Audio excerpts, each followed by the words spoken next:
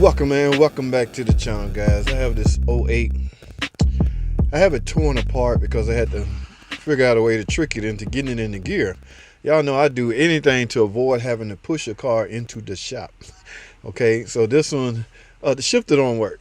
Okay, this is literally stuck. Yeah, I know about the shift override, but the mechanism inside of it is I don't know, it's not releasing. Even with pushing down, I think somebody done pushed it down to the point that they done bent it. I don't even feel resistance. Okay, but anyway, that's why it's in. That's why it's at the shop. Will not shift into gear. Now, guys, let me explain something to you. Okay, because this is a electronic setup, everything is dependent on other things. Okay, just say the shifter.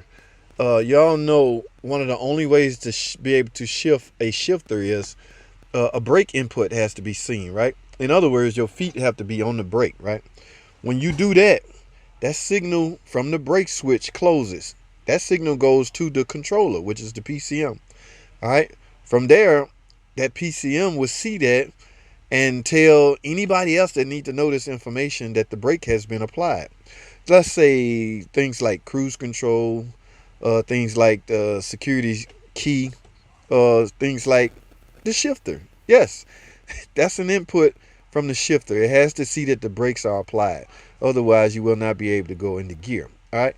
Now, if you was to diagnose this car and a couple of things you see right off the bat was fault codes for brake input, naturally you would think brake input or brake switch, right? Guys, that is the mistake I made. That is one of the first things I just need a brake switch. Lo and behold, I was just told somebody done put 3 brake switches on it.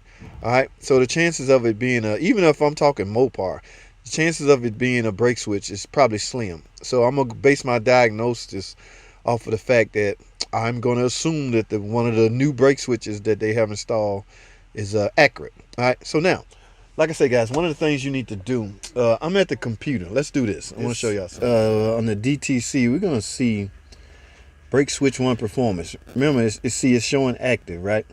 That means the computer either not seeing it or the circuit open right now as we speak, guys. That's why I say you're going to have a scan tool that will let you see data, all right? Even if I erase this code, well, let's try it. Let's erase it. Did it erase? Did it erase? No, it's still there. It is hard active, guys. Okay, I can't even erase it. Now, what you want to do, guys, or what I'm able to do, I'm still on the PCM. I'm going to go into data. What I want to do is see the brake inputs. Should be one for brake 1 and brake 2. And both of them have to show that the brake pedal is being pressed. In other words, the circuit has to close. Where's brake? Hold tight, right here. Brake switch filter switch. That's likely 1. This is brake switch 2 filter. Now, when I press on the pedal, these should go on. All right, let me do that right now. I am pressing on the pedal.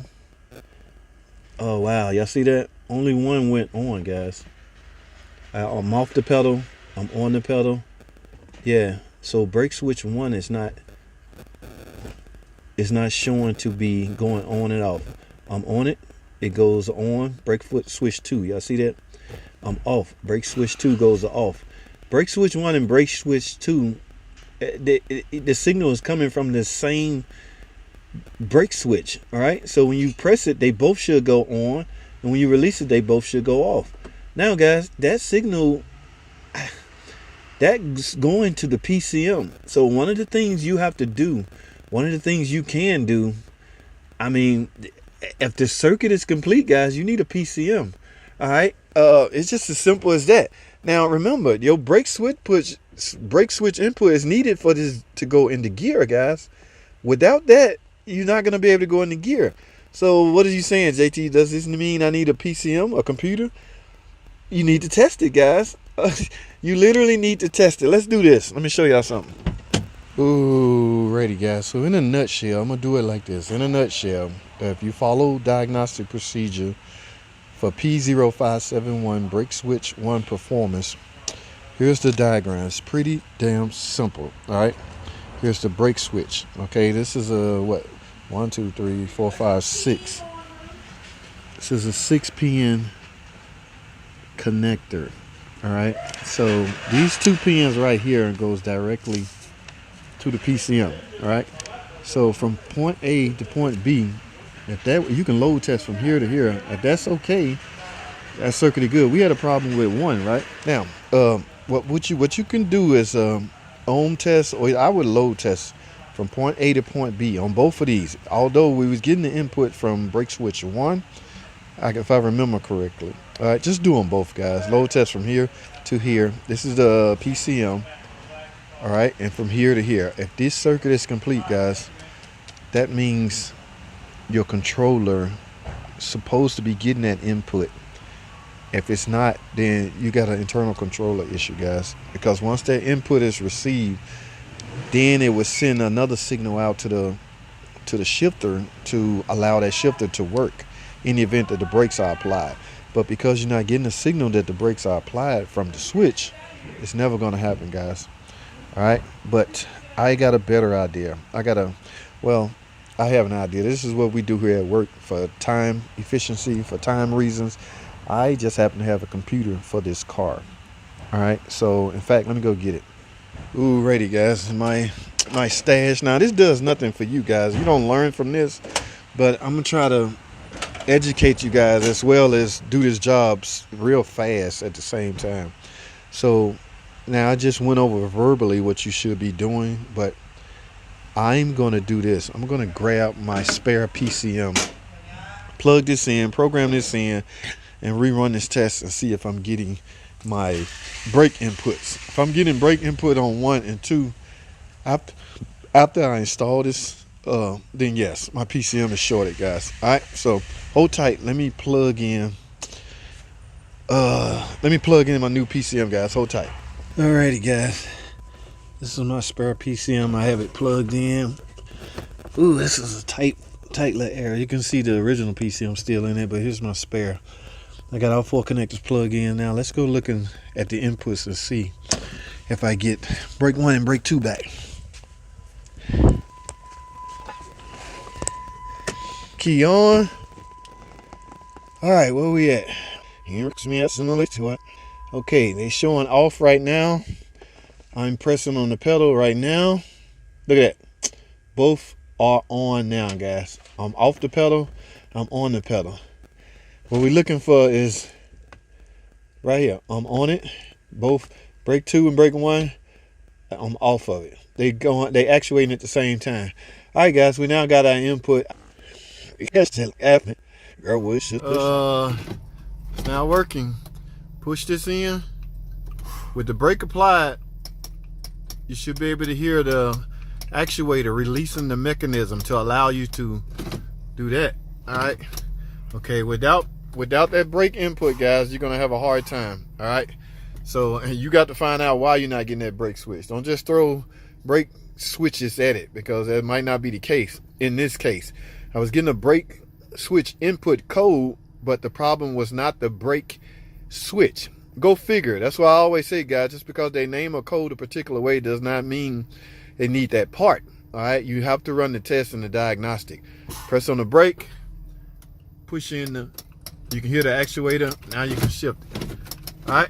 Ooh, righty, guys, we're back. Wow, guys, y'all saw how that played out with my spare computer. Now, again, you will not have access to spare computers. I have that luxury, so you literally have to go through the test. And it's not a bad thing, guys, because you need to verify this stuff.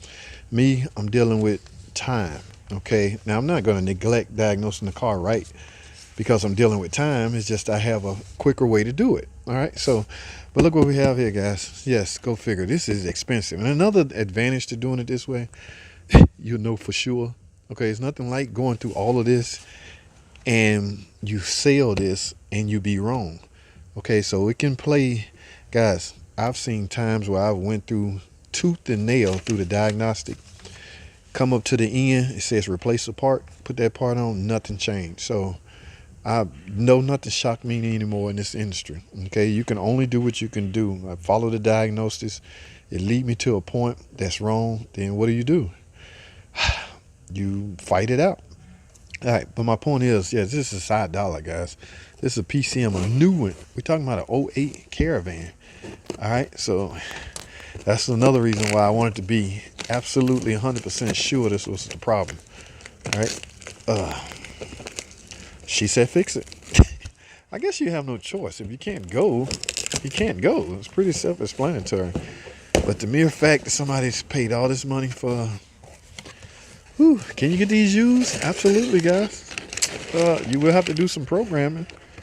I will have to do programming with this new one. In fact, I'm gonna have to program this one. A new used one or a used one will already be programmed. Then you just have to marry it to the car. But for that fact of the matter, she want a new one.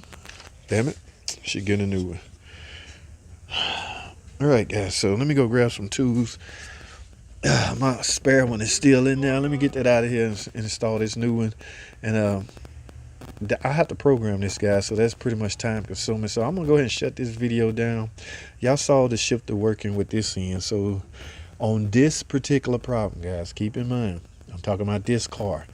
I ended up needing a PCM. You, on the other hand, you may need other problems. That's why diagnostics is crucial, that you do it right. All right, so don't think, oh, JT put a PCM in one and that fixed it. No, that fixed this problem. Again, you, on the other hand, might have a different problem. All right, so I'm gonna end this video, guys. That's all I have. Thanks for watching. Comment, subscribe, and I'll see y'all in the next video.